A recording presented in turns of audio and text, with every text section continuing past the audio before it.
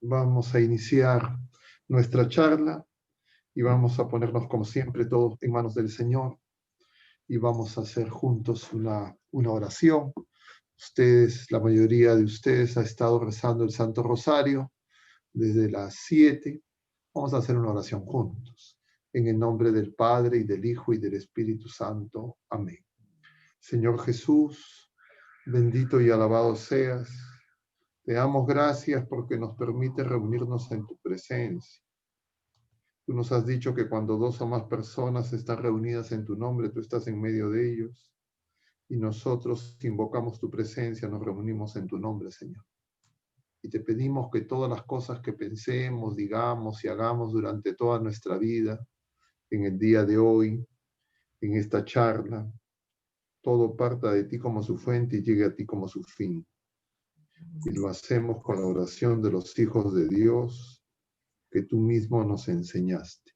Padre nuestro que estás en el cielo, santificado sea tu nombre, venga a nosotros tu reino, hágase tu voluntad en la tierra como en el cielo.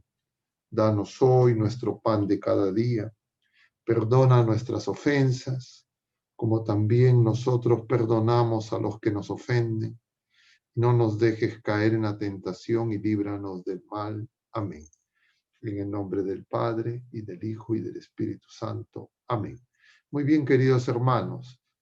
Como ya señaló Raúl, vamos a hacer la última charla del año 2020. Es un año muy, muy peculiar. El próximo jueves nos reuniremos, pero ya no para una charla, sino para contemplar el misterio del Señor que viene a nuestro encuentro en oración.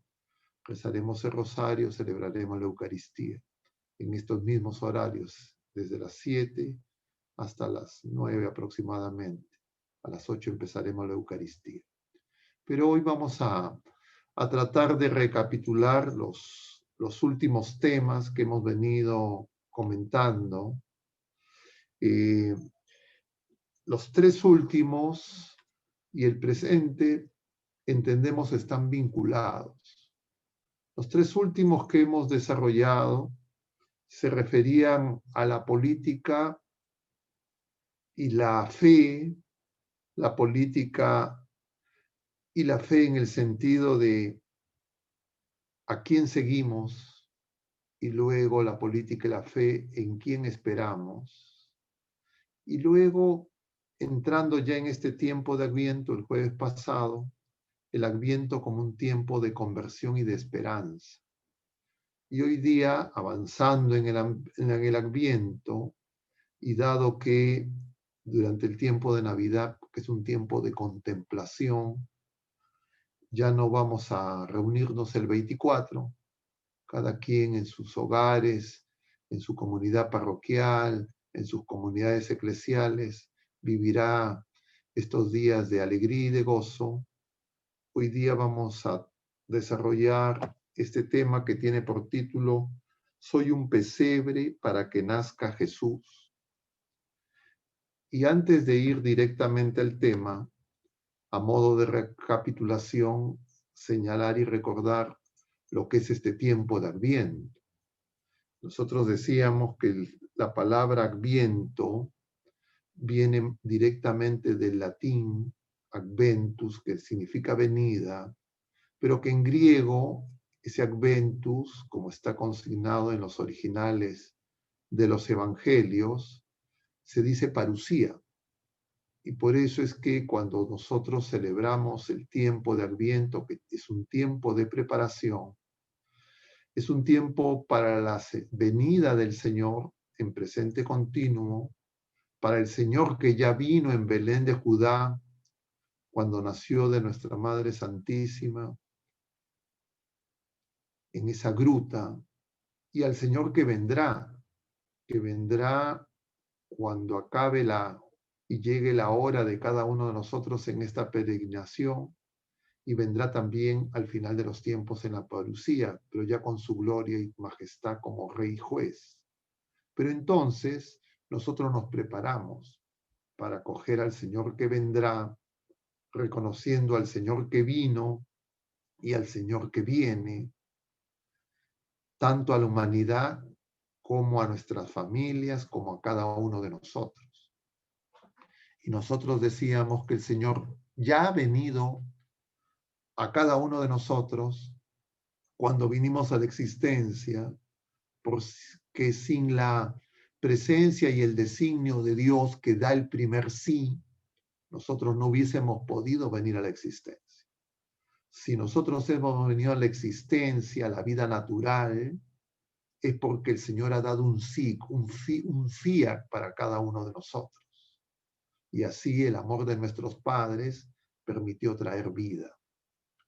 Pero esa vida natural, que crece con el dinamismo natural, en algún momento de ese designio providencial de Dios que se manifestó en la Pascua de Jesucristo, nos permite unir nuestra naturaleza humana con la gracia divina.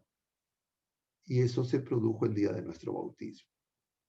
Y así, luego de nuestro bautismo, donde se produjo por primera vez ese nacimiento segundo, ese segundo nacimiento a la vida sobrenatural, es decir, todos los católicos, todos los bautizados, hemos nacido dos veces, ambos por designio de Dios, uno natural por el don y el amor de Dios concedido a nuestros padres, pero uno segundo por el amor de Dios manifestado en Jesucristo en la iglesia nuestra madre.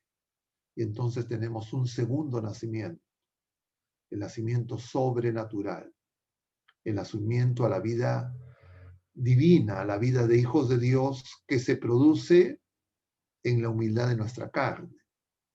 Y en nosotros también, como ocurrió en Belén de Judá, en ese momento se une el cielo y la tierra. Se une la gracia y nuestra naturaleza, y nuestros pecados son perdonados. Pero de ahí en adelante, conforme nosotros y las criaturas humanas tenemos que ser probados y usamos de la libertad que es don de Dios, muchas veces nosotros no acogemos al Señor. Y es necesario para acoger al Señor que nosotros tomemos conciencia de nuestra fragilidad, de nuestra pobreza, diríamos de nuestra condición humilde, muchas veces oscurecida por justamente lo que mencionábamos en charlas anteriores, porque nuestra fe, nuestra esperanza y nuestra caridad son dañadas. Pero además, porque consecuencia del pecado personal, ya no del pecado original, y las concupiscencias que sirven de prueba, pero que en sí mismas no son pecados, nosotros muchas veces no acogemos al Señor que viene en presente continuo una y otra vez para renacer, para volver a empezar, como le dice el Señor a Nicodemo en el capítulo 3 del Evangelio según San Juan. Y podríamos decir, a modo de esquema de lo que quisiéramos comentar y precisar en relación a lo que ya hemos mencionado en temas anteriores, en especial en los tres últimos, en nosotros, en cada criatura humana, en cada familia, en cada pueblo, en la humanidad entera, con la manifestación de Jesucristo, lo que se pone sobre nuestra realidad y nuestra existencia es justamente lo que el Señor nos presenta. Siempre pues Él es tan bueno y nada es casual en el Evangelio del día de hoy, que les voy a leer, porque tal vez algunos de ustedes no han asistido a la Eucaristía de la feria correspondiente al jueves de la segunda semana del tiempo de Adviento. y no tienen presente este evangelio que corresponde a Mateo capítulo 11, versículos del 11 al 15. Dice: en aquel tiempo dijo Jesús al gentío: en verdad les digo que no ha nacido de mujer uno más grande que Juan el Bautista, aunque el más pequeño en el reino de los cielos es más grande que Juan. Desde los días de Juan el Bautista hasta ahora, el reino de los cielos sufre violencia y los violentos lo arrebatan. Los profetas y la ley han profetizado hasta que vino Juan. Él es el Elías, el que tiene que venir, el que tenía que venir, con tal que queráis admitirlo. El que tenga oídos, que oiga.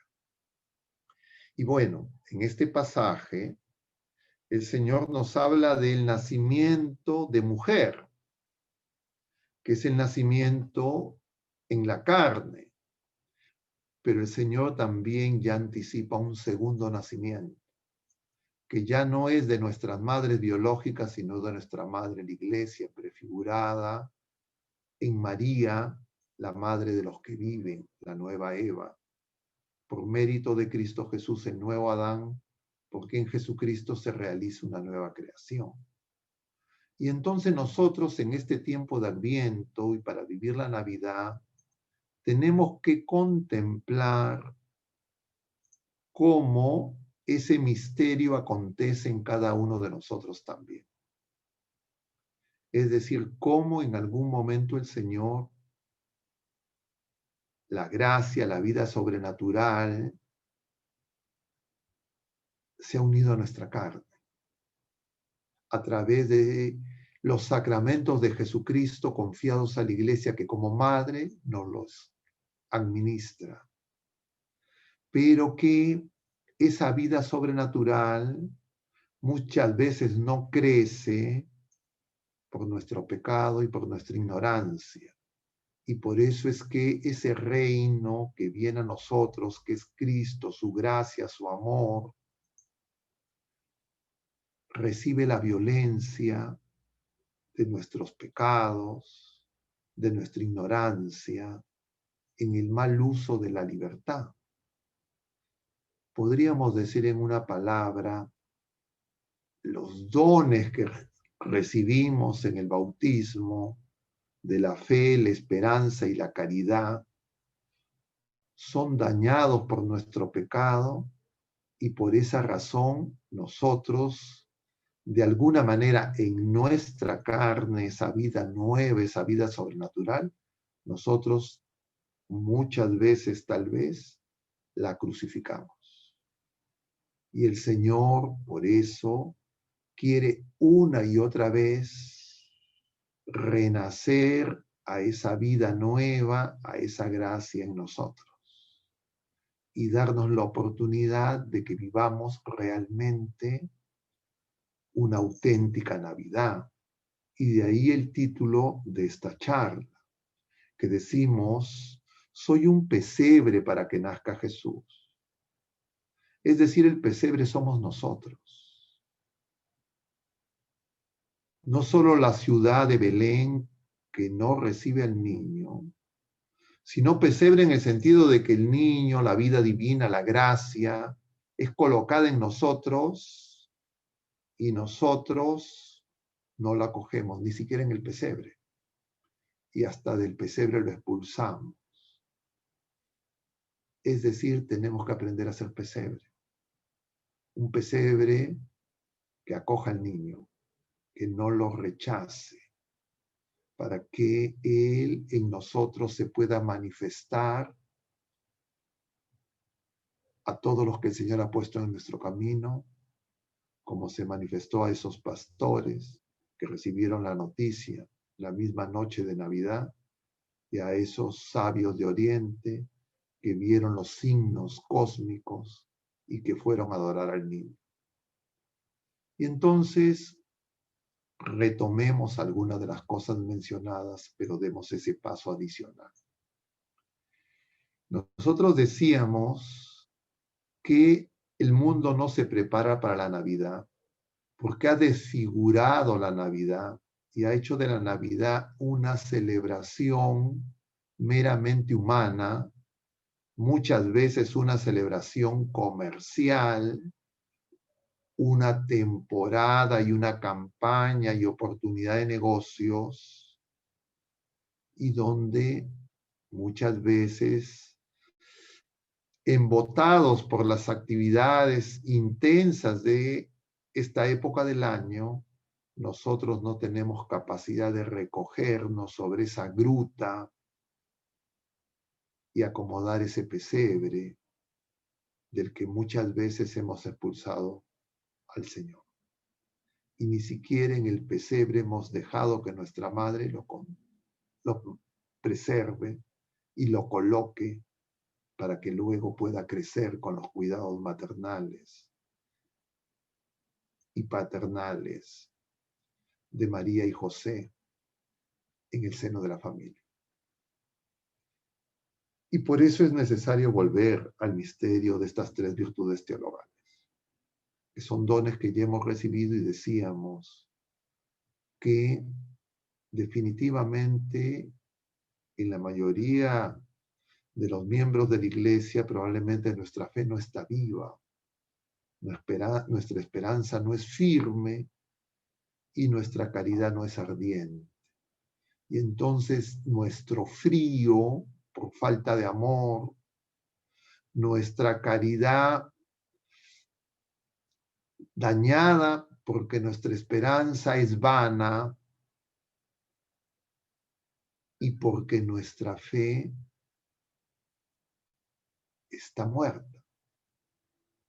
Entonces no podemos acoger al Señor y no podemos vivir en la libertad de los hijos de Dios. Y quisiera ahí puntualizar y recapitular cómo se daña la fe, cómo se daña la esperanza y cómo se daña la caridad. Esas tres virtudes teologales que son indispensables para que el niño crezca, para que la gracia crezca en nosotros y no como aljibes agrietados, recibamos los dones del Señor y se pierdan como vasijas agujereadas donde se echa el agua viva y no puede contenerse y no puede compartirse y apagar la sed, el hambre de los que no conocen al Señor. Es decir, nuestro testimonio es un testimonio que muchas veces se escandaliza.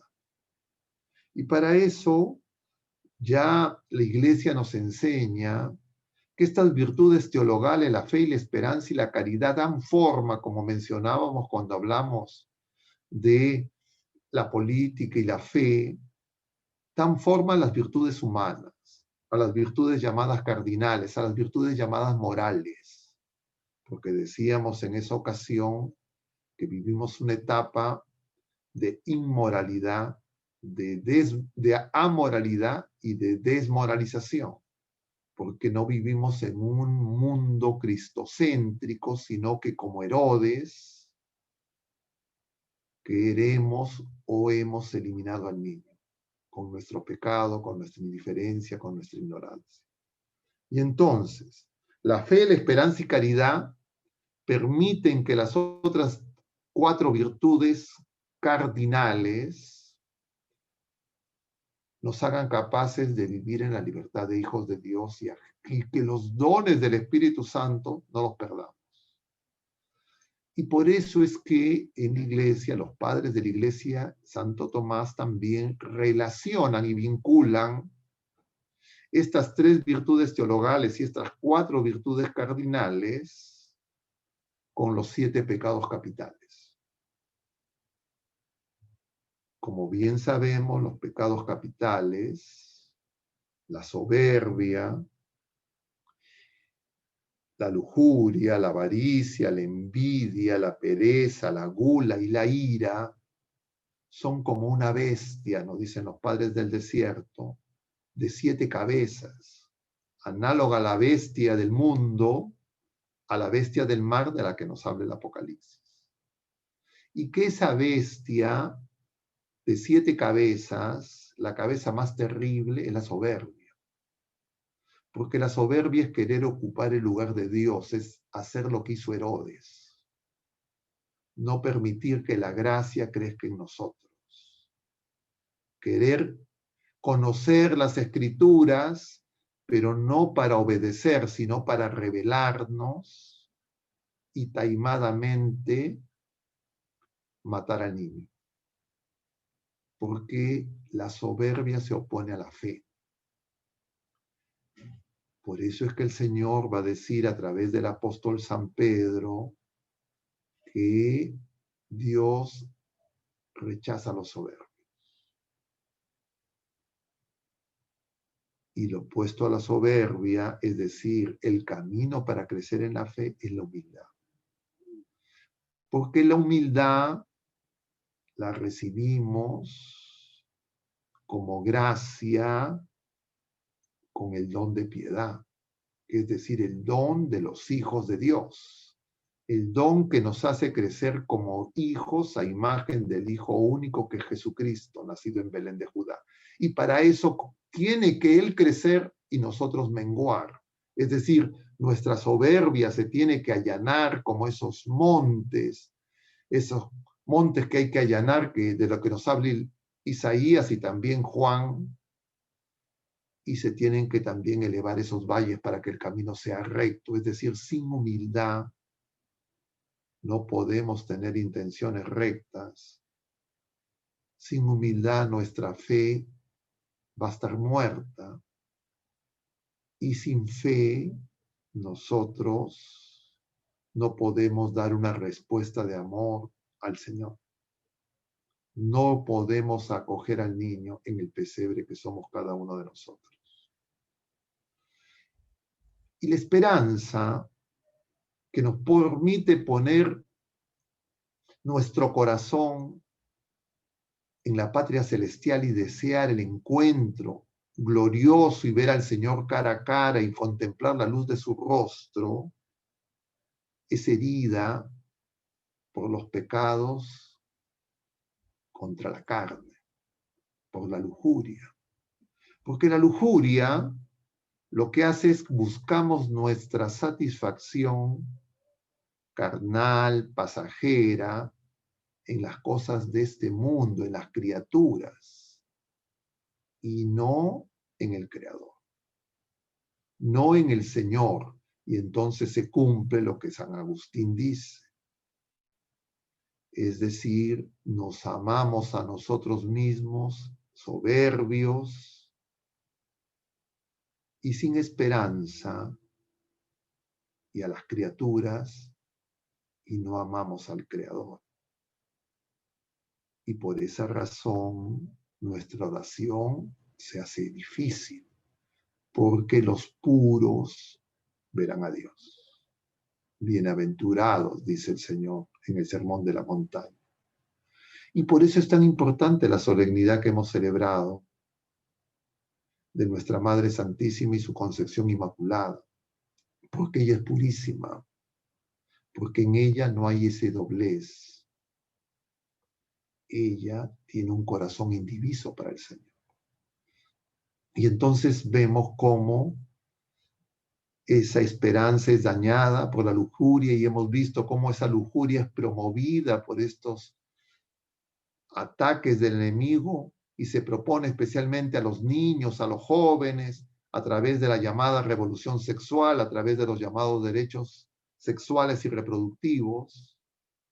Y entonces esos niños y esos jóvenes tienen dificultad para acoger al Señor.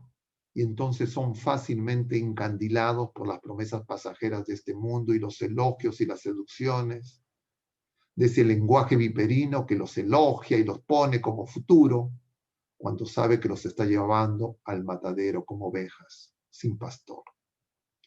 Porque muchas veces los padres no comprenden cómo el mundo y el enemigo malo se vale de nuestra fragilidad para que nosotros no acojamos al que viene como Salvador y Redentor. Pero esto además se daña porque la caridad es afectada por la virtud de la codicia, de la avaricia, porque este mundo nos dice que lo importante es tener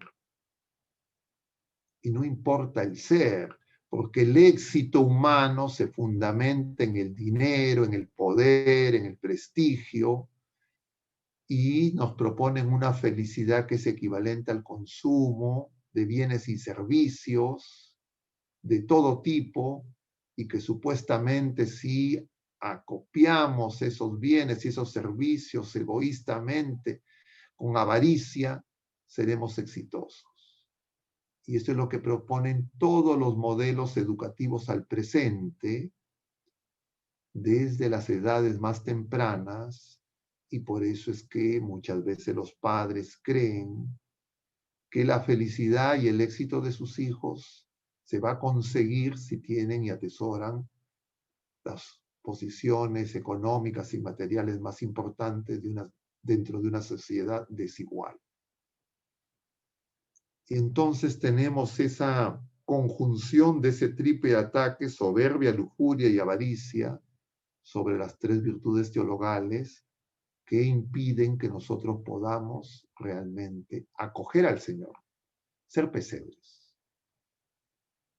Pero además, como ya también lo hemos mencionado, estas otras virtudes humanas, la justicia, la fortaleza, la templanza y la prudencia, son atacadas por los otros pecados capitales, que repito, son una sola bestia con 7 cabezas, no son 7 pecados diferentes, es uno solo, con 7 caras, diríamos.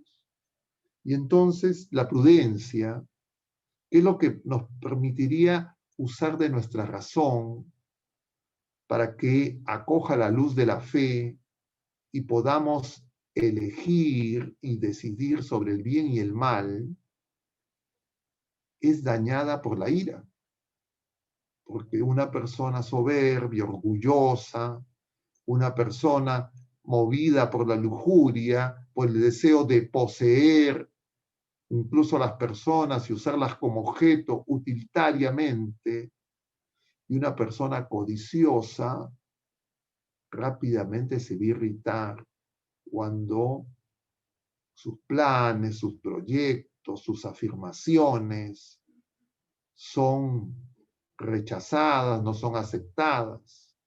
Y entonces la ira, la violencia, las palabras ofensivas, una lengua que no tiene freno y pensamientos que descalifican a todos los demás, nos impiden pensar y usar la razón con prudencia, y nos escondemos tras la falsa prudencia, que es la inacción, para preservar nuestro estatus, y entonces ya no tomamos la audacia, la parresía, y por eso es que no podemos manifestar ni siquiera como ciudadanos, ni siquiera como profesionales, la verdad.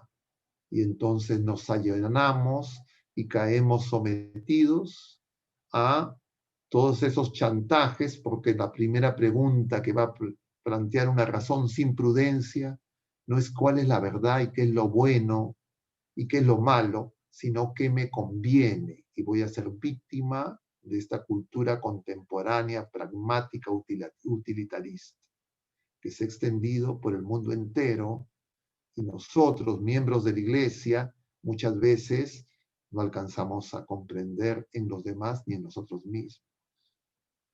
Pero además aparece la templanza, que es necesario para mantener el equilibrio, la austeridad, y no dejarnos arrastrar por esta sociedad de consumo que nos hace creer que si consumimos más, entre comillas, nuestra Navidad será mejor, y si es que no consumimos, entonces vamos a ser los más miserables, y a veces cosas innecesarias.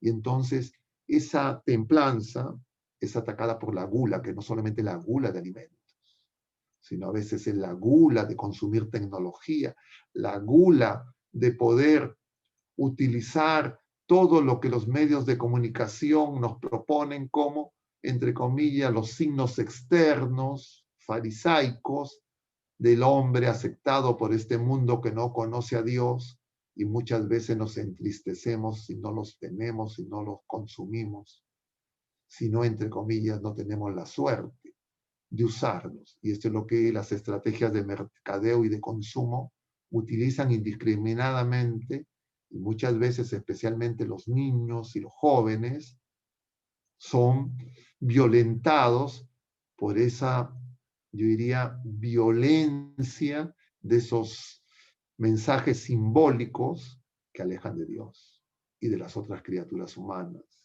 Yo les comentaba también cómo he podido escuchar a niños y les contaba el caso de unos padres, de un matrimonio en crisis, que discutiendo delante de sus hijos habían hablado de separación y de divorcio, y un día la madre encuentra a sus hijos hablando entre ellos con quién, si sus papás iban a divorciar, con quién se iban a ir. Y entonces esta madre escuchaba que los hijos tomaban sus decisiones de pura conveniencia. Y entonces decían, mi papá gana más, mi papá tiene más dinero, mi papá no nos corrige, con nuestro papá nos va a ir mejor. Nuestra mamá también trabaja, pero gana menos dinero, nos anda corrigiendo y llamando la atención a cada momento, entonces no conviene con la mamá. Y entonces vemos cómo, y estos eran niños, no adultos, no adolescentes, sino de tierna edad, pero ya a esa tierna edad son envenenados por esos mensajes que promueven aparentemente de una manera ingenua los pecados capitales que a veces no confesamos. Y entonces la gula atenta contra la templanza, contra la austeridad. Pero además, la pereza atenta contra la fortaleza. En este tiempo de Adviento y en este tiempo de pandemia, yo he podido escuchar a muchas personas que me dicen, Padre, tengo pereza para la oración. No puedo sostenerme en la oración. Me hace muy difícil. Y claro, si tengo pereza espiritual, también voy a tener pereza para los asuntos naturales. Y me va a ser muy difícil hacer oración. Y la pereza va unida a los otros pecados capitales. Y entonces no soy fuerte, pero simultáneamente voy a recibir el halago del mundo que me va a decir que yo soy la generación del bicentenario, los que vamos a ser los revolucionarios, que vamos a cambiar las cosas, y voy a querer escuchar esos halagos, esas alabanzas de la serpiente, y fácilmente voy a caer en sus seducciones y en sus engaños. Pero además se promueve a través no solo de la política, sino también del deporte. Yo lo conversaba con algunos hermanos aquí presentes. Hay otro pecado capital que es la envidia, que es alegrarme del mal de los demás y entristecerme del bien de los demás.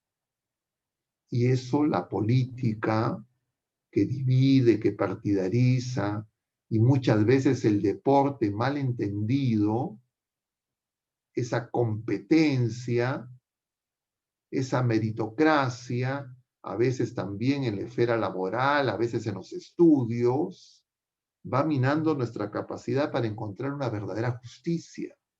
Y entonces no buscamos la justicia de Dios si no somos capaces de perdonar. Y vamos a seguir con mucha facilidad a esos jinetes desbocados del que nos habla el capítulo 6 del Apocalipsis, a esos 3 jinetes, y nos vamos a alejar del Señor. Y de esa manera no vamos a hacer pesebres, porque el pesebre es signo de la humildad. El pesebre es el lugar donde el Señor fue colocado porque la ciudad orgullosa no lo recibió. Dice San Lucas en el Evangelio, y les voy a leer ese pasaje, cuando nos refiere lo acontecido inmediatamente antes del nacimiento del Señor, San Lucas capítulo 2, versículo 1 y siguientes. Aconteció pues en los días aquellos que salió un edicto de César Augusto para que se empadronase todo el mundo. Este empadronamiento primero tuvo lugar siendo Cirino gobernador de Siria, e iban todos a empadronarse cada uno a su ciudad. José subió de Galilea, de la ciudad de Nazaret a Judea, a la ciudad de David, que se llama Belén, por ser él de la casa y de la familia de David, para empadronarse con María, su esposa, que estaba encinta. Estando allí, se cumplieron los días de su parto y dio a luz a su hijo primogénito y lo envolvió en pañales y lo acostó en un pesebre por no haber sitio para ellos en la ciudad. Es decir, el pesebre es la figura del hombre purificado por las tribulaciones de este mundo que puede acoger al Señor.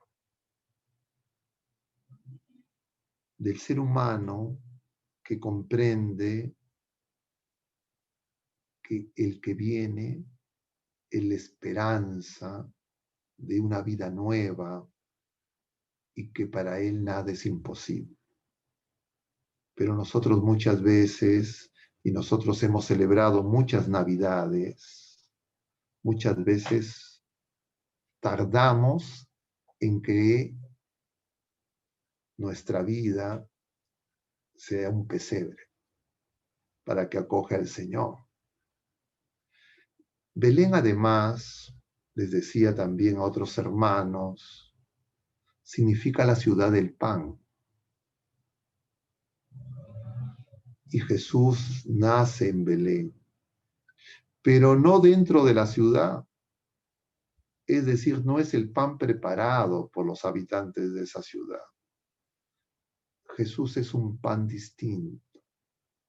Es el pan bajado del cielo, que se coloca en ese pesebre como figura y anticipo de lo que Él va a hacer en su Pascua al instituir la Eucaristía. Y nosotros muchas veces recibimos la Eucaristía y hemos recibido la Eucaristía, pero no con un pesebre bien dispuesto, porque esos pecados capitales dañan nuestra relación con Dios, porque dañan las virtudes teologales y dañan nuestras relaciones con las otras criaturas humanas, porque nuestras virtudes morales no pueden ser sólidas y vamos a caer en los engaños y en las explicaciones del mundo que nos van a decir: lo que pasa es que tú eres así, lo que pasa es que es tu carácter, eso no lo puedes cambiar, el problema son de las otras personas, el problema es de las personas tóxicas, te tienes que alejar de ellas.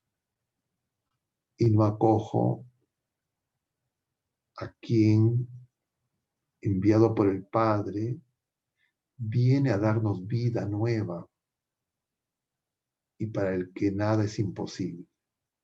Y entonces, con esa fragilidad, no somos capaces de acoger al Señor. Y por eso es que los sacramentos que brotaron del costado abierto de Jesucristo, atravesado por la lanza del soldado, confiados a la iglesia nos parecen ineficaces.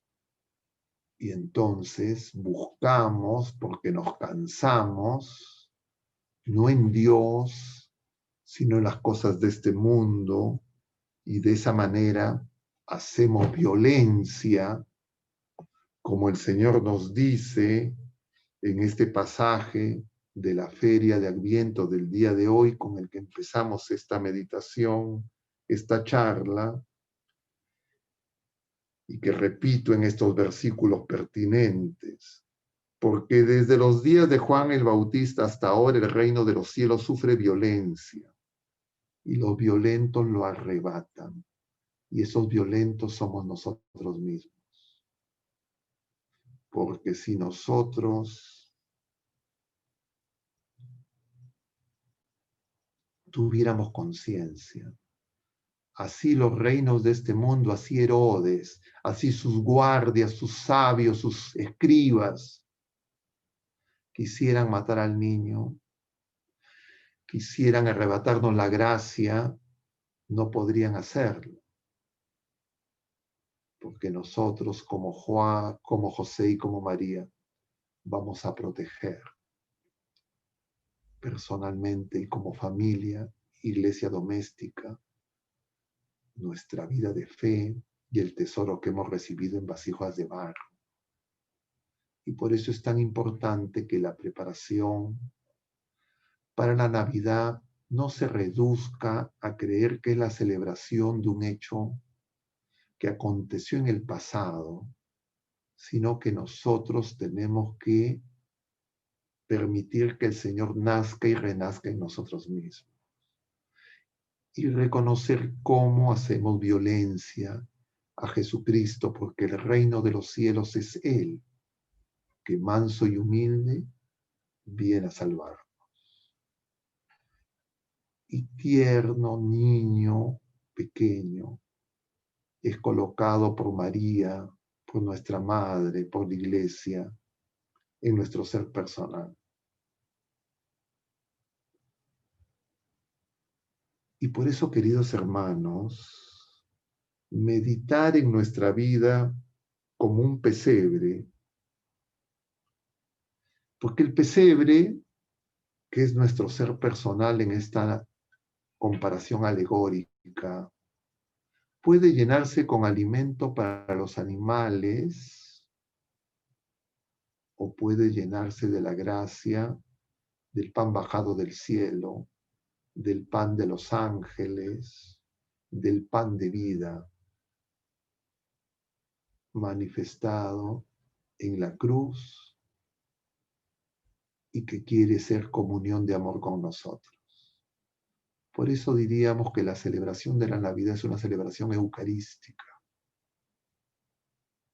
Y por eso es que la próxima charla del día 17, con el que iniciamos las ferias privilegiadas de Navidad, es decir, esta segunda parte del Adviento, en lugar ya de tener charlas, vamos a ir a contemplar ese misterio que se actualiza todos los días, pero que muchas veces nosotros no alcanzamos a comprender porque estamos embotados por las cosas de este mundo, porque estamos ciegos, porque estamos sordos.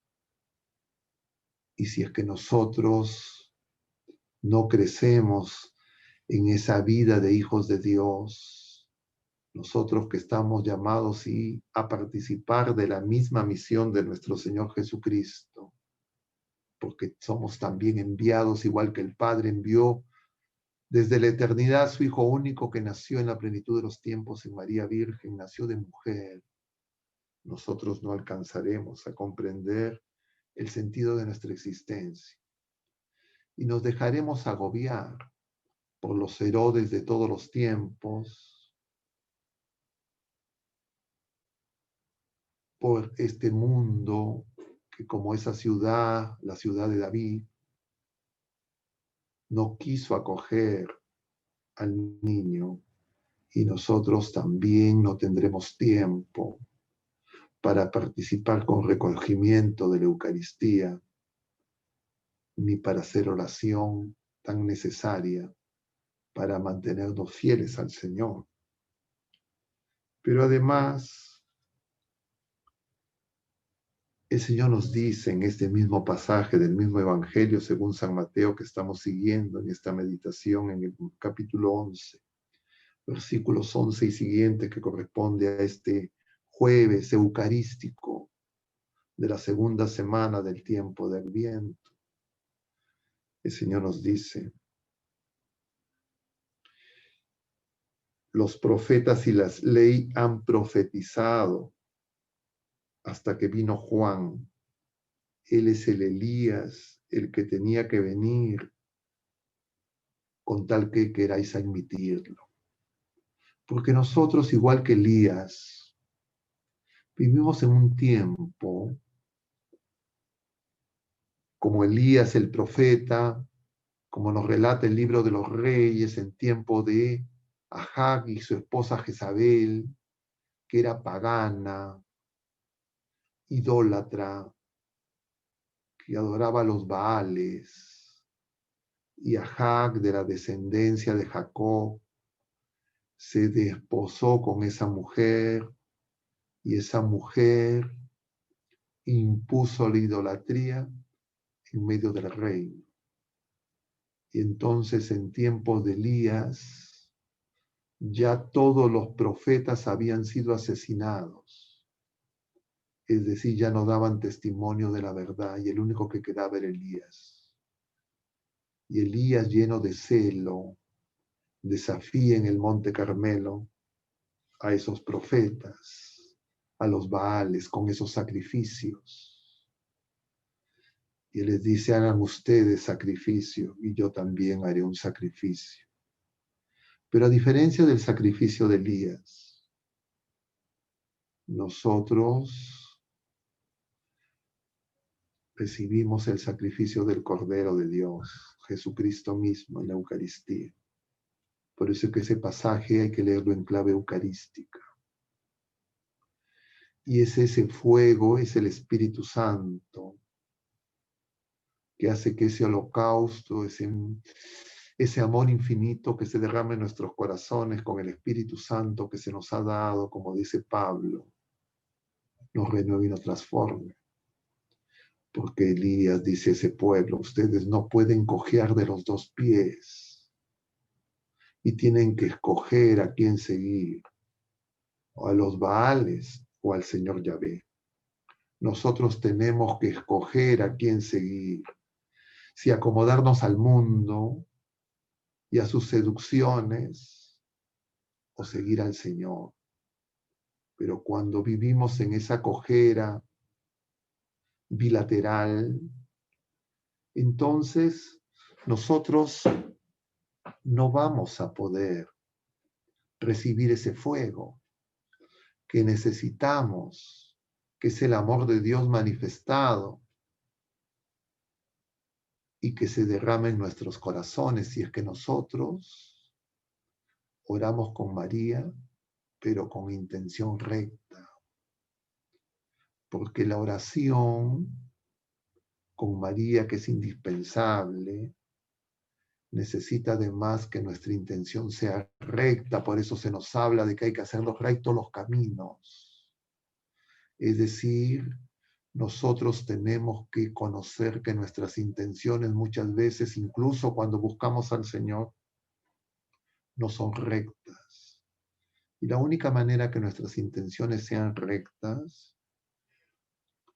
es obrar en la caridad, es decir, por amor y con humildad, no buscando vanagloria, no buscando reconocimientos pasajeros. Y para vivir en la humildad necesitamos renacer como hijos de Dios, crecer en el don de piedad, que es uno de los 7 dones del Espíritu Santo. Y por eso, al contrario de lo que dicen muchos opinólogos de este mundo, que recomiendan celebrar este año las Navidades de manera virtual, que piden que nos repleguemos, nosotros lo que necesitamos es abrir nuestro corazón al Señor. Y que estos días del tiempo de preparación, que es este tiempo de Adviento, en oración asidua con nuestra Madre, pidamos que el Señor, Él, que viene en persona, que ya vino desde el bautismo a nuestra vida, Él haga rectas nuestras intenciones. Él haga que nuestros caminos sean su camino. Y el camino más rápido es María, como nos dice Santa Teresita, cuando nos dice que María es el caminito que nos conduce a Jesús, como puso de manifiesto en Caná de Galilea. Y entonces ella que se fija en los detalles. Y fijarse en los detalles es fijarse en nuestras intenciones. Que a veces nosotros, porque no son visibles a los demás, creemos que son poco importantes. Pero para que nuestras intenciones sean rectas, es decir, para que nuestra vida moral sea en Cristo, en el Espíritu Santo, se requiere que las obras, que los actos y las intenciones sean buenas. Y a veces nosotros podemos hacer actos que tienen objetos buenos, pero nuestras intenciones no son rectas. Y entonces no nos conducen a Jesús, sino a la vanagloria, a sentirnos mejores que los demás.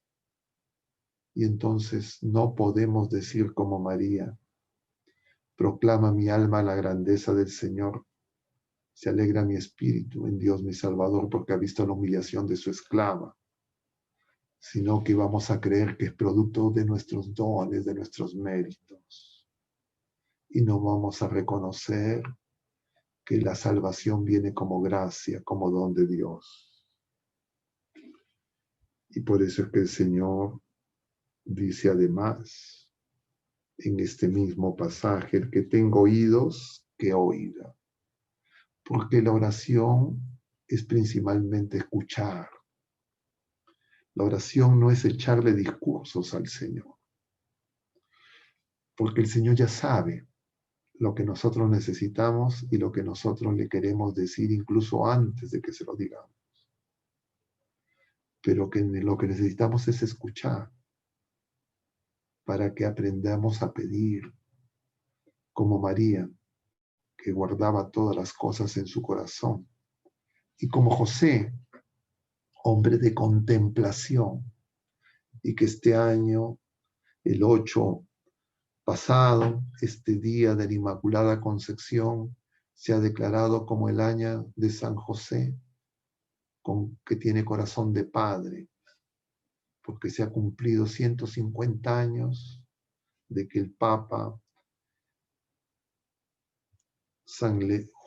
León XIII nombrara a José, a San José, el esposo castísimo de nuestra Madre Santísima, la Virgen María, un 8 de diciembre de 1870, patrono de la Iglesia.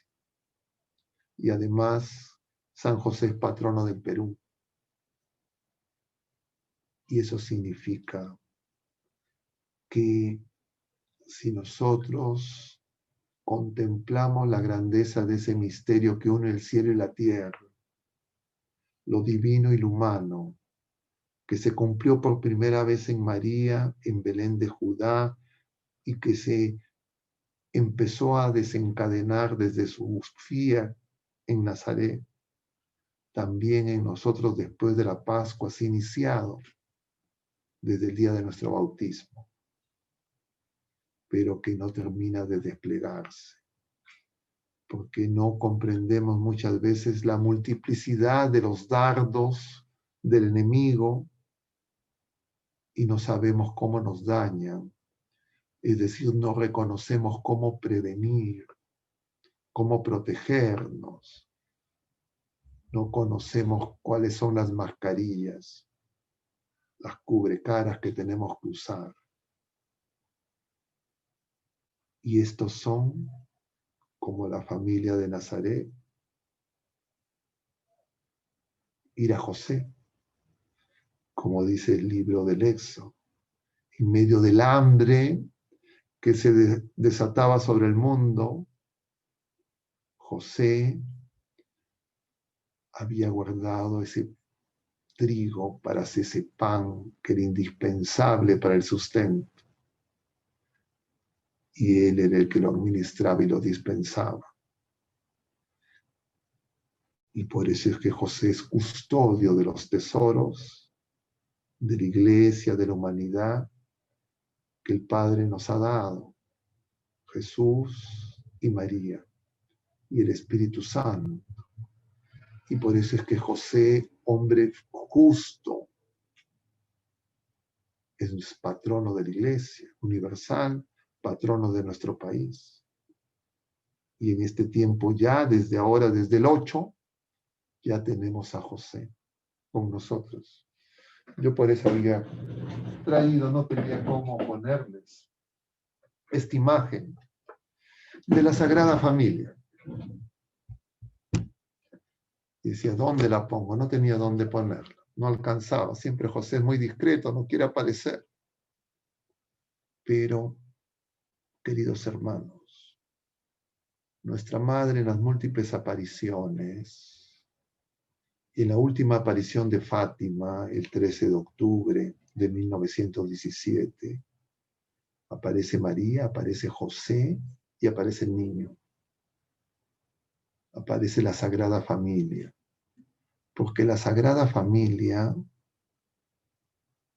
como nos recuerda Sor Lucía en esa misiva al cardenal Caffarra en 1981, el mismo día del atentado al Papa San Juan Pablo II, cuando se había creado el Instituto San Pablo VI para la vida y la familia, le dice a este cardenal, la batalla final será por la vida y por la familia.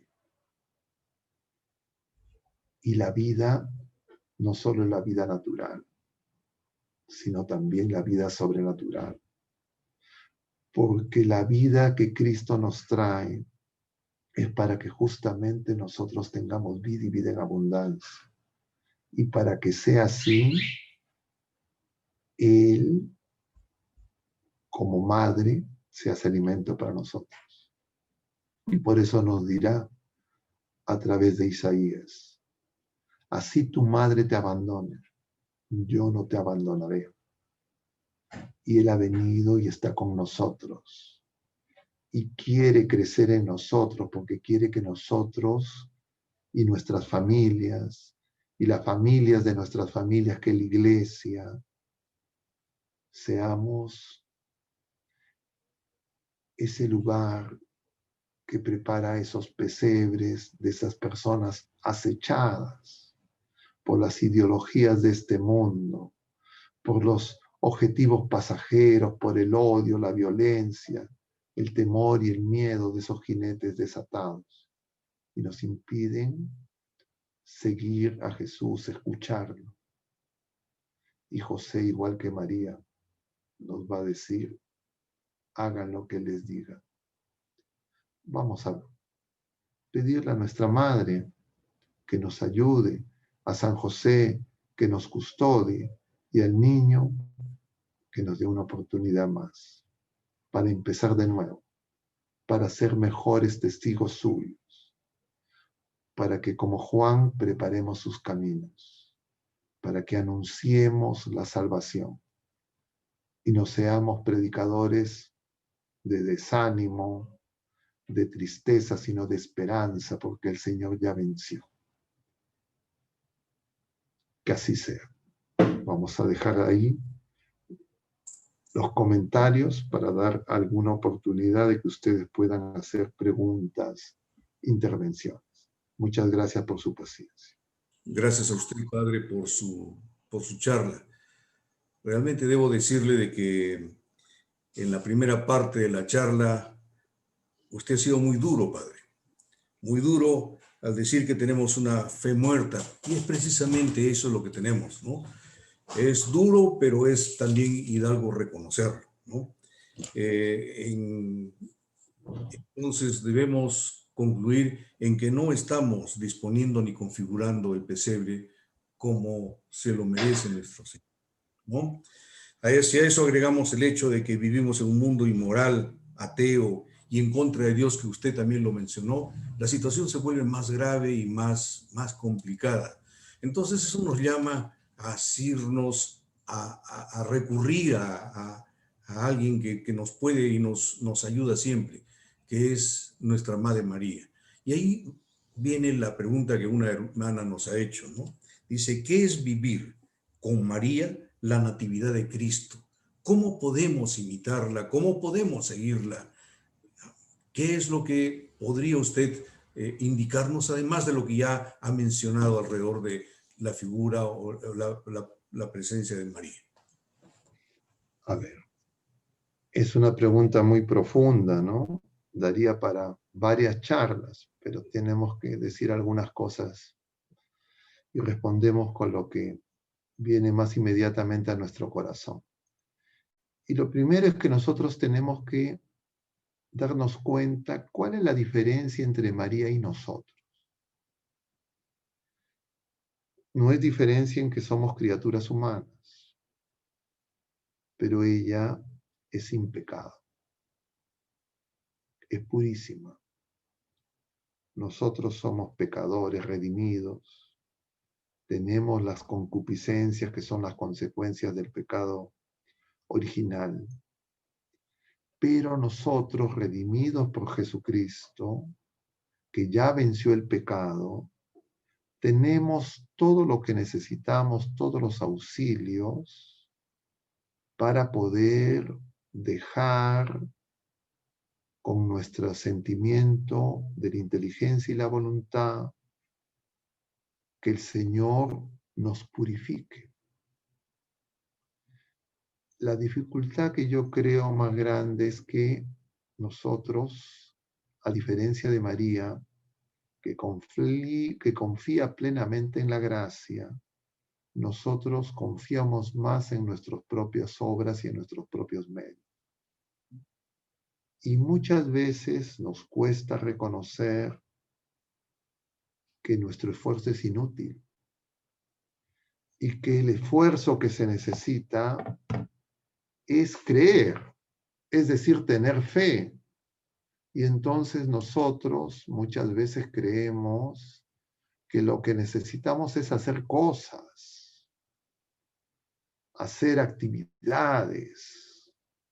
Y por supuesto, esas actividades y esas cosas que a veces nos proponemos son cosas buenas, no son cosas malas.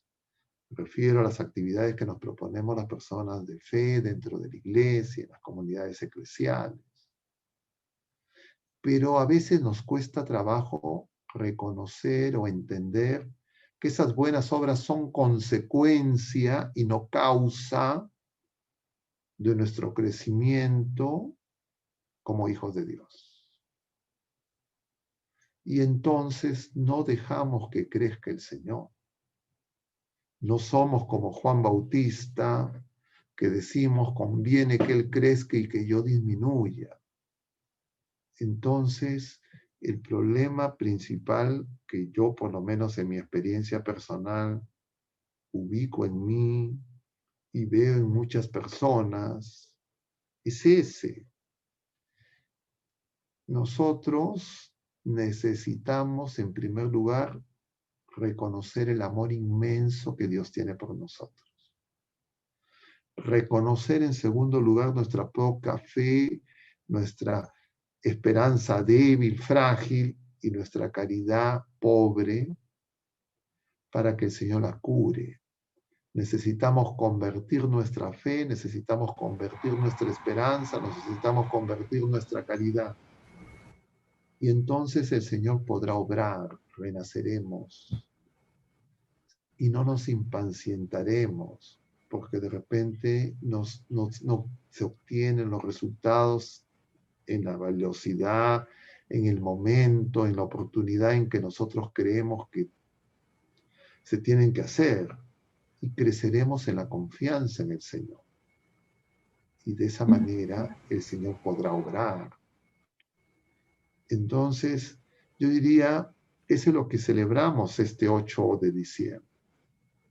Lo que celebramos el 8 de diciembre no es ningún mérito de María, porque María como cigoto, en el momento de su concepción, ¿qué mérito puede tener? Ella es sin pecado concebida no porque tenga ningún mérito, sino por designio amoroso de Dios. Y ella sin pecado crece en la esperanza y en el testimonio de la caridad, y por eso es capaz de responder de esa manera irrevocable y definitiva con ese sí en la anunciación, y puede renovar ese sí en el momento de la cruz, y puede acompañar después a esos hijos que el Señor le da, que somos todos, en la oración para implorar el don del Espíritu Santo. Pero nosotros, a diferencia de María, por tener justamente todas esas concupiscencias, esas virtudes teologales heridas por nuestros pecados y acechadas y asediadas por el mundo, y esas virtudes humanas también debilitadas, nosotros recibimos la gracia, pero somos como aljibes agrietados. Y entonces esa gracia la recibimos y la perdemos. Y entonces no crecemos. Lo que tenemos que pedir al Señor es que se haga su voluntad para poder ser como María, que le respondió al arcángel, hágase en mí según tu palabra. Y entonces podemos entender también ese fiat de Jesús en Getsemaní, cuando le dice al Señor, aparta de mí este cáliz, pero no se haga tu voluntad, mi voluntad, sino la tuya. Y entonces también podremos ser como José, que no entiende, no comprende, pero esos signos que recibe incluso en medio de la vigilia, en medio de los sueños, y Mateo nos relata 4 sueños de José. Y en esos 4 sueños, una y otra vez, José asume el designio providencial de Dios. Pero nosotros nos vemos permanentemente acechados por la tentación de si es que estoy actuando o no estoy actuando como creo que se debe actuar. Y entonces muchas veces nosotros nos preguntamos, ¿estoy haciendo lo correcto? ¿Estoy haciendo la voluntad de Dios? ¿No estoy haciendo la voluntad de Dios? De repente estoy actuando mucho, estoy actuando poco. ¿Y cómo me tengo que dar cuenta?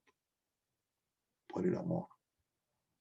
Si yo empiezo a amar a mis hermanos como el Señor nos ama, si empiezo a perdonar como el Señor nos perdona, pero si yo vivo todavía con resentimientos, con juicios duros sobre todos los demás, si no soy capaz de compadecerme, entonces yo tengo que ver serenamente, Señor, yo todavía necesito que me ayudes a una siguiente conversión. Necesito empezar de nuevo, necesito con ansia, no solo esperar al 25 de diciembre, sino quiero que todos los días pueda empezar de nuevo,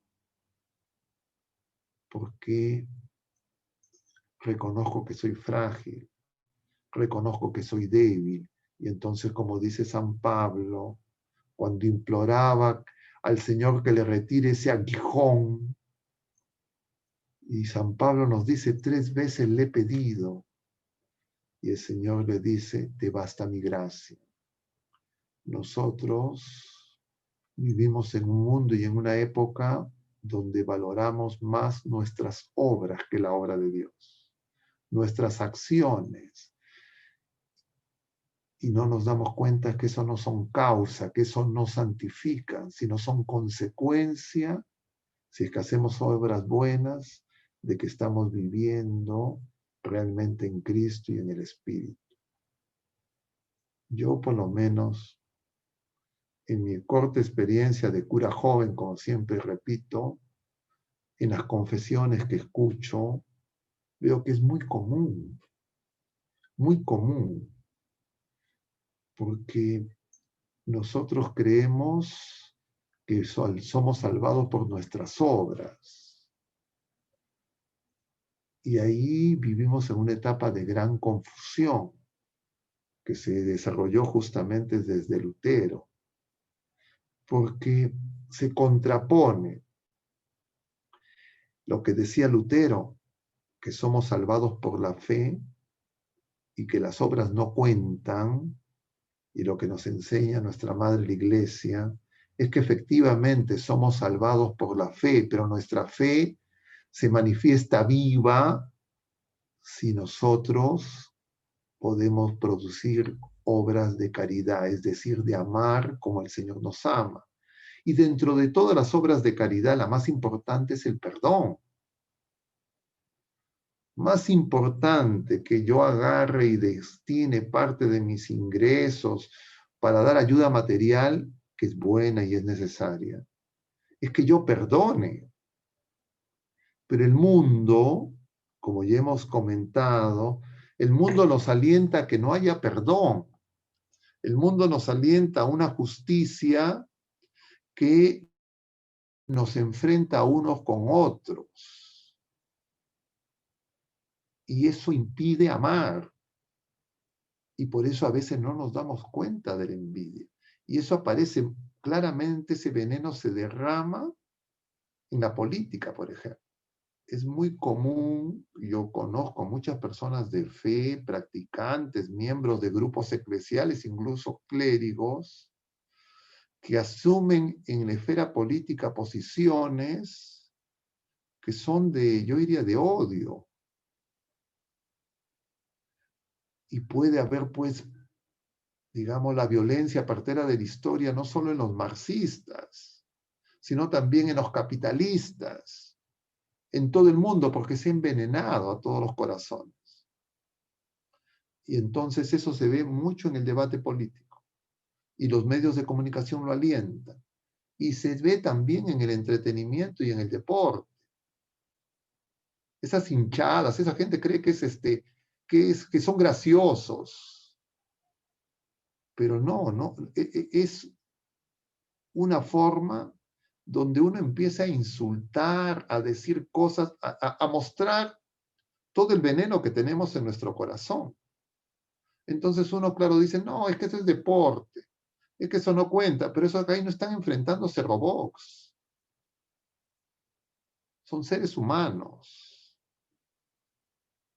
Igual en otros campos, en los negocios, en el comercio, en todas estas actividades meritocráticas que los dicen tú tienes que ser el primero y entonces tienes que siempre ganar y si tú siempre ganas eres mejor, entre comillas te vas a salvar.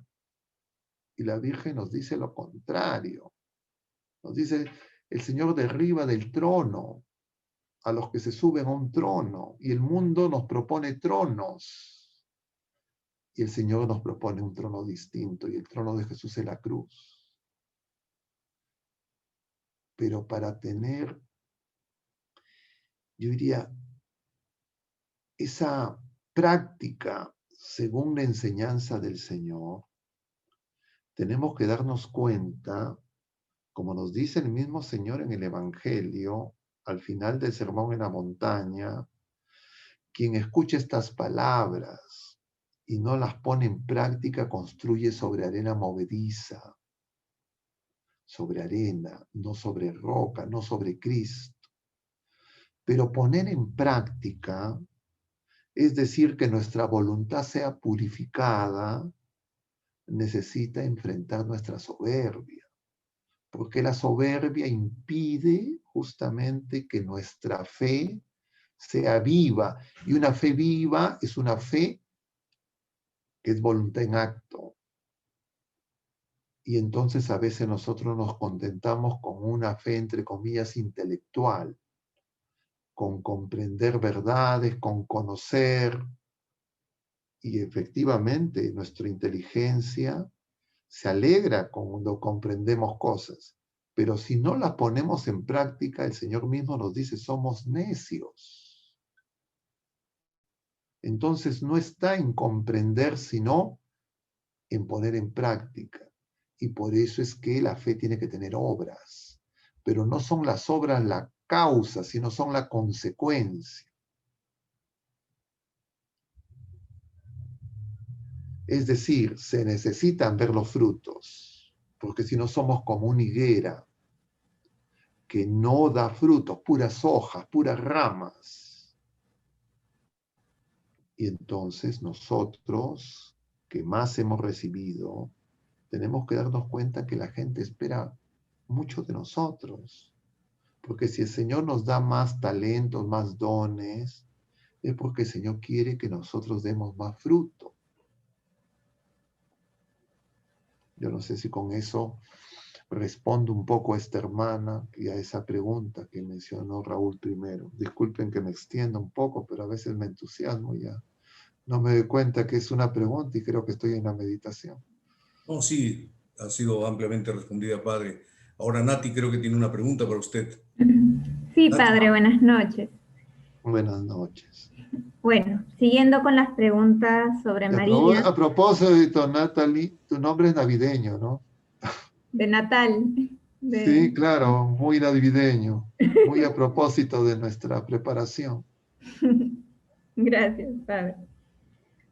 Bueno, nos pregunta nuestro hermano Hernán si es que es correcto decir a la Virgen que la Virgen María es primicia de la redención, al haber sido redimida primero, naciendo sin pecado original, en razón de que ella le iba a dar la naturaleza humana a la persona divina de Cristo.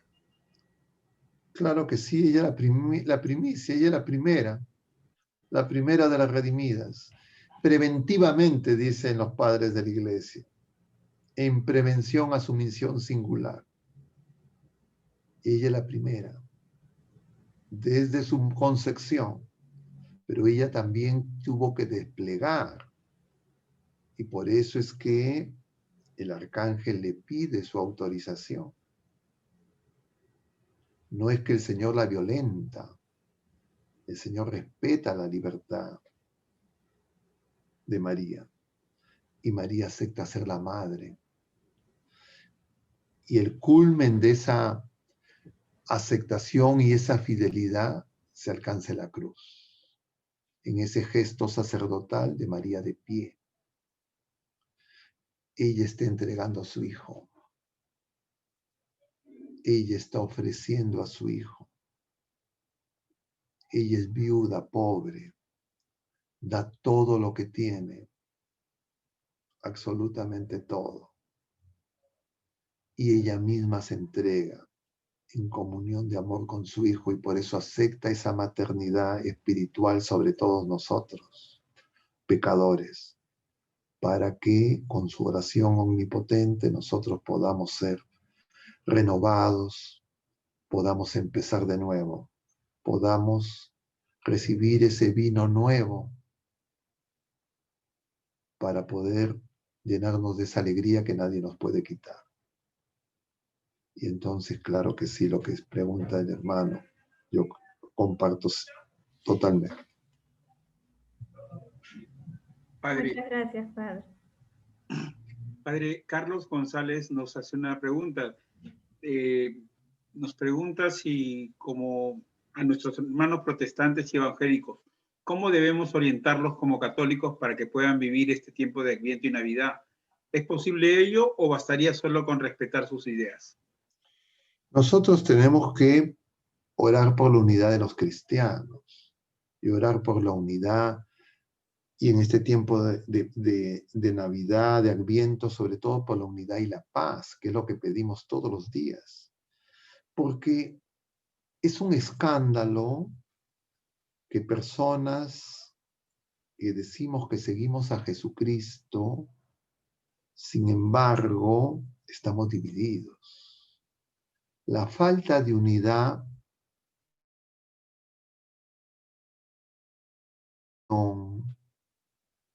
porque en Cristo estamos llamados no solo a una unidad, sino a una comunión. Es indispensable, porque el Señor mismo en el capítulo 17 de San Juan, en su oración sacerdotal, va a decir, Padre, que sean uno como tú y yo somos uno para que el mundo crea. El testimonio de fe se debilita cuando los discípulos de Cristo, los que decimos que seguimos a Jesucristo, hablamos y damos distintos mensajes y entonces la gente se confunde. Y entonces, peor si es que esos mensajes no solo son matices o énfasis, sino además son ataques, son críticas duras. Y claro, nosotros tenemos que estar heridos porque somos el cuerpo de Cristo por esa división. Porque esas divisiones son las heridas que se conservan en el cuerpo glorioso de Cristo. Y entonces, ¿cómo se van a sanar esas heridas? Con el Espíritu Santo. ¿Y cómo viene el Espíritu Santo en oración con María? Entonces nosotros debemos pedir en nuestra oración, y especialmente cuando recemos con nuestra madre, porque ellos también son hijos de María, pero no honran a la madre. Y por eso es que no pueden honrar al Padre, pero no se dan cuenta. Y entonces su fe se debilita y por eso es que se llena muchas veces de soberbia. Y entonces, por eso confían mucho en sus obras. Y por eso es que creen que muchas veces el camino, entre comillas, para construir el reino es sobrehumana. Y nosotros necesitamos orar por ellos. Porque tenemos que darnos cuenta que han sido dañados en la fe, que han sido dañados en la esperanza, porque muchos de ellos están arraigados en los bienes temporales. Y claro, son una multiplicidad porque hay muchos grupos al interior, ellos les llaman denominaciones. Y entonces, pues es una Babel. Pero lo que sabemos que el único que puede darnos la unidad es el Espíritu Santo. Y el Espíritu Santo viene en oración con María. Y esa es la paradoja, que a la madre que ellos rechazan es la que les va a mostrar a Jesús, a quien ellos y nosotros decimos seguir.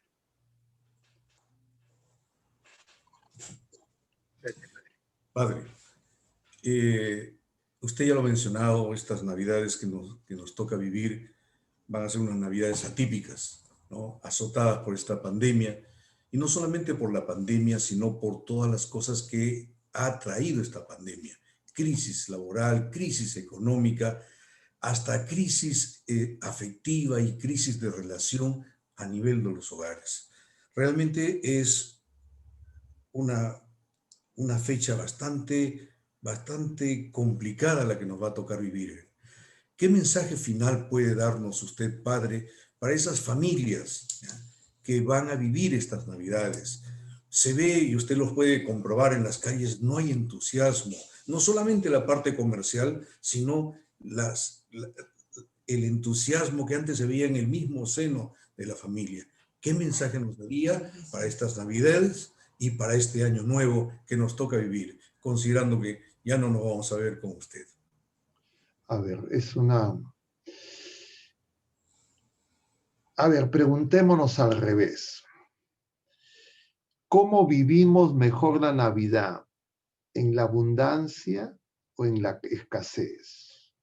¿En la salud o en la enfermedad? ¿En el dolor, en el sufrimiento o en el gozo? O de otra manera, para seguir lo propuesto en el título de esta charla, ¿cómo somos mejor pesebre? Porque el pesebre, esa paja que se coloca en ese pesebre, es muy sencilla. Y entonces, tal vez nosotros, acostumbrados a los, entre comillas, alegrías del mundo, podemos creer que ante la ausencia de signos externos de prosperidad, de bien,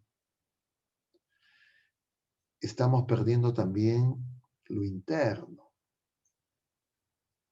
Y yo creo que es al revés, porque la historia de la salvación lo que nos muestra, y Juan Bautista también nos muestra esa misma verdad, e Isaías también, y el acontecimiento de nacimiento también. El pueblo de Israel y el pueblo judío fue más fiel cuanto más carencias tuvo. En el desierto fue más fiel. En el exilio fue más fiel. Y entonces nosotros tenemos que ver todas estas tribulaciones como medicina que nos preparan mejor para acoger al Señor. Lo terrible es que si mi fe está debilitada, mi esperanza no es firme y mi caridad es simplemente conveniencia, entonces, claro, en la tribulación yo voy a decir, este es lo más terrible que me puedo pasar. Y entonces nosotros tenemos ahora la oportunidad de vivir esa serena alegría y dejar que el Señor se manifieste en esa primera epifanía que es su nacimiento en Belén de Judá. En esa primera epifanía los que llegan son justamente los más pobres, esos pastores, porque David mismo había sido pastor. Y cuando escogía Samuel a los hijos de Jesé para ver quién iba a ser el que iba a ser ungido, se habían olvidado de David porque era el más pequeño, porque era el pastor. Y el Señor hace que sean los pastores, esos pequeños, esos que no cuentan para el mundo, los primeros de recibir al Señor. En otras palabras, una tribulación en un mundo ateo es espantosa, pero una tribulación en personas de fe es un momento de encuentro profundo con Dios, porque Él en persona va a venir a consolarnos, como decía Isaías el domingo pasado. 2 veces repite, consuelen, consuelen. Y el consuelo es Dios mismo. El consuelo es el Paráclito. Y claro, vivimos en esa ambivalencia. Y nosotros también probablemente la experimentamos. Pero si nosotros nos ponemos en oración en todos estos días y pedimos por esas personas, especialmente por los más frágiles, pero además si estamos en la posibilidad material de ayudarlos, además de con nuestra oración, con bienes temporales, por supuesto que va a ser no solamente un consuelo por acompañamiento, sino va a ser un consuelo también en acto de entrega. Y eso es lo dramático de la situación. Y eso uno lo ve, no sé, para mí es muy cotidiano, porque en el dolor humano es cuando se manifiesta más la misericordia y donde el ser humano más frágil invoca a Dios. Pero claro, el mundo que cada vez quiere menos que se hable de Dios. Yo escuchaba una noticia que no sé si está confirmada, que decían que en el mercado central de Lima, donde todos los años se arma un pesebre, este año las autoridades habían prohibido armar ese pesebre. Hay otras ciudades, por ejemplo en España, que ya hace varios años las autoridades municipales han prohibido armar el pesebre. Y también con dolor lo tengo que decir. A veces también se pueden armar pesebres, pero que no llevan a la contemplación. Y yo veía realmente con turbación el anuncio del pesebre que se está armando en este año en el Vaticano, y con una serie de figuras de cerámica, pero yo sinceramente, dicen que son obras de arte, pero yo las veo grotescas. No sé si ustedes las habrán visto, pero claro, para que ese ambiente de desánimo, de decaimiento se supere, lo más importante es la oración, pero también se necesita nuestro testimonio. Y se necesitan signos y también signos externos, pero signos externos conforme a nuestra fe. Y entonces por eso yo los invito a ustedes en sus casas, armen el nacimiento, más allá de solamente los otros símbolos un poco más remotos como el árbol, los venados y cosas, sino que esté Jesús, José, María, en medio de ese buey, de ese asno, y ese ángel, y esos pastores, y esos sabios de Oriente. Y con los más pequeños, llévenlos a que contemplan, que cuando aparezca, si es la costumbre en la casa, que pongan al niño en esa imagen pequeña, que lo pasen de brazo en brazo, que contemplen ese misterio que Dios se abaja, Dios se acerca a nosotros con ternura. ¿Qué más tierno que un niño recién nacido? Vulnerable, necesitado de cuidado. Así está Jesús en la Eucaristía. Manso, inocente como niño. Y por eso es que la mejor manera de que podamos disponer nuestro corazón es vivir de la mejor manera la Eucaristía en estos días que quedan y de ahí en adelante toda nuestra vida. Se nos ha hecho la promesa de que a partir de este domingo 13, en nuestra diócesis, los templos serán abiertos con los protocolos y las medidas de bioseguridad. Y entonces los que estén dispuestos y los que puedan acudir, acudan, pero con preparación, sabiendo que en esa comunión se va a producir ese nuevo nacimiento. Que nuestro pesebre, que somos nosotros mismos, acoja al Rey y Señor del mundo, Rey y Señor de todo lo creado, Rey y Señor de cada uno de nosotros, para que Él pueda reinar verdaderamente y no seamos como Herodes. Y ahí ese camino de conversión sea continuo y que el Señor lo conduzca y que vayamos por senderos rectos. Y entonces, queridos hermanos, me piden que los exhorte en estos días para esta Navidad y para este Año Nuevo. Y lo que les digo es, hagan una buena confesión sacramental. Preparen el pesebre de esa manera porque Él mismo lo prepara. Y entonces saque las espinas que puedan haber en el pesebre. Elimine todas las ortigas, los cardos. Y que ponga paja buena, de trigo, limpio. Y que el Señor descienda a nuestro corazón. Y Él mismo purifique, nos limpie, nos sane, nos cure. Y nos haga sus testigos. Y que nosotros seamos dóciles. Y que podamos reconciliarnos si es que en medio de estas tribulaciones de repente nos hemos resentido con alguien. Si es que de repente hemos extrañado, nos hemos molestado porque alguna persona no nos ha dado las atenciones que esperábamos. Si es que de repente hemos tenido palabras altisonantes y hemos ofendido, así sea de pensamiento. Pidámosle al Señor que todo en nuestro ser esté puro, limpio, preparado, como seguro María preparó ese pesebre, porque allí ella colocó a su hijo recién nacido. Nosotros decíamos eso, el Señor hará el resto. Y en los sacramentos, especialmente en estos dos sacramentos tan importantes, la confesión sacramental y la comunión sacramental, vivamos ya desde ahora una continua Navidad.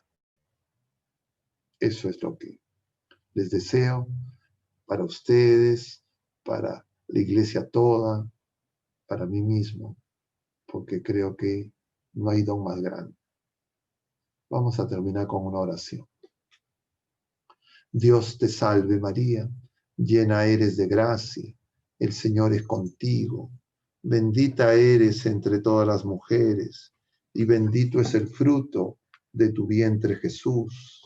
Santa María, Madre de Dios, ruega por nosotros pecadores, ahora y en la hora de nuestra muerte. Amén. Gloria al Padre, y al Hijo, y al Espíritu Santo, como era en el principio, ahora y siempre, por los siglos de los siglos. Amén. Muy bien, queridos hermanos, entonces, todavía no les digo feliz Navidad y nos despedimos, porque nos vamos a ver el próximo jueves 17. Vamos a rezar el rosario juntos desde las 7 de la noche y luego vamos a participar en la Eucaristía. Ese día se empiezan las ferias privilegiadas. Son 7 días, desde el 17 hasta el 24, donde con María contemplamos la admiración y el asombro de ella y de la humanidad entera, los ángeles y toda la creación, por ese misterio inefable de Dios que se hace hombre, que viene como niño recién nacido. Y por eso es que contemplamos a Nuestra Señora de la O, porque hay los 3 O de admiración, no la Señora de la O en la letra O, sino OH de admiración. Son 7 admiraciones ante el Adonai, ante el Hijo de Jesé. Nosotros los vamos a ir poniendo día a día para que crezcamos en admiración, como el Señor viene a ese pesebre, como el Señor viene a nosotros y nosotros podamos decir con Isabel, ¿quién soy yo para que me visite? No solo la madre de mi Señor, sino que me visite mi Señor. Y que mi Señor no solo me visite, sino quiera ser uno conmigo. No solo quiera ser uno conmigo, sino me dé vida divina.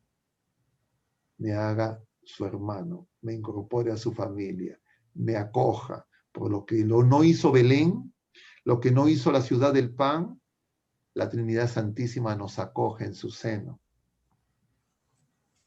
Ya no en un pesebre, sino en ese infinito amor, en ese diálogo de amor, porque nosotros estamos llamados a contemplar esa belleza y esa hermosura, que la tenemos que empezar a contemplar desde ahora.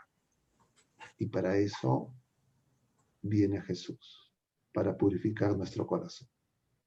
Que así sea. Nos vemos el próximo jueves, pero antes nos vamos a ver pasado mañana, porque en esta preparación vamos a tener un segundo Cineforum en este mes, que es justamente una película recientemente estrenada, bueno, algunos meses atrás, que se llama Tierra de María.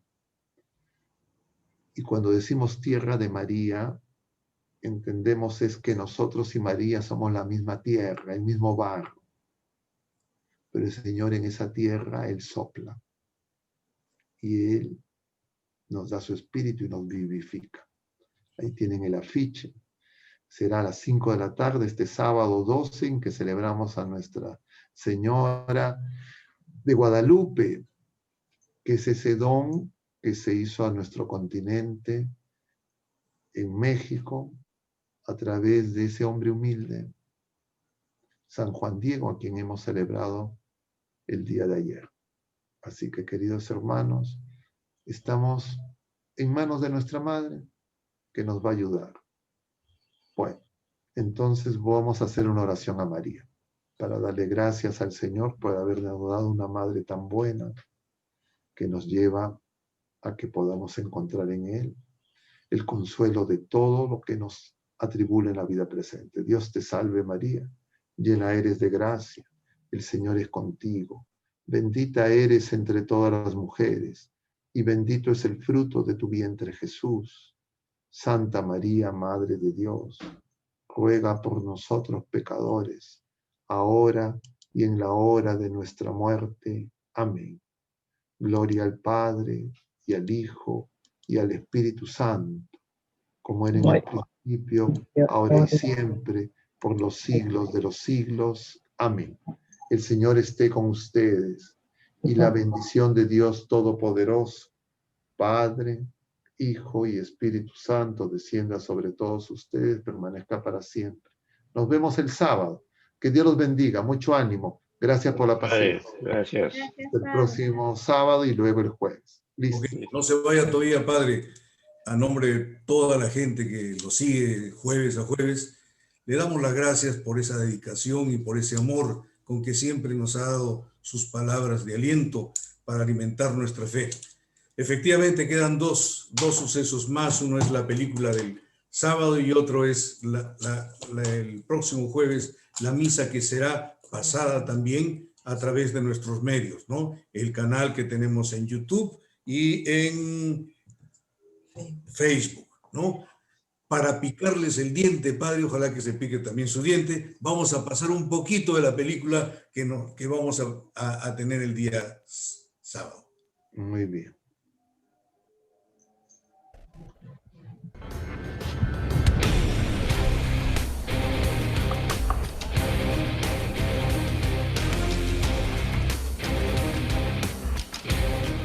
Llega tarde. Lo siento, jefa. ¿Desde cuándo se le paga por sentir? Esta vez se trata de algo muy grande, una auténtica revolución mundial promovida a plena luz del día por personas normales y corrientes. Un adelanto. ¿Quién les dirige? Hablan de un padre, un hijo, un hermano. También hay una mujer. La llaman madre. Empezaron siendo una docena en un pequeño pueblo perdido en el mapa, pero han crecido tanto que su número es ya incalculable. ¿Cuál es su centro de operaciones? Están por todas partes, en los 5 continentes. Creen que alguien nos ha creado a todos, que no venimos de la nada ni vamos a la nada. Creen que hay vida después de la muerte. Imagine las consecuencias si eso fuera verdad.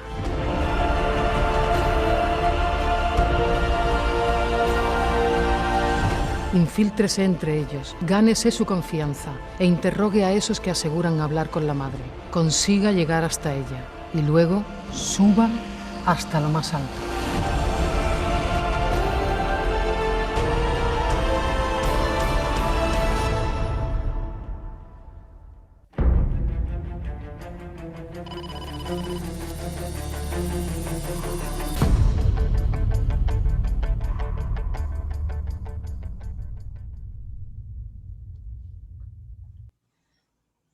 Listo, hermanos.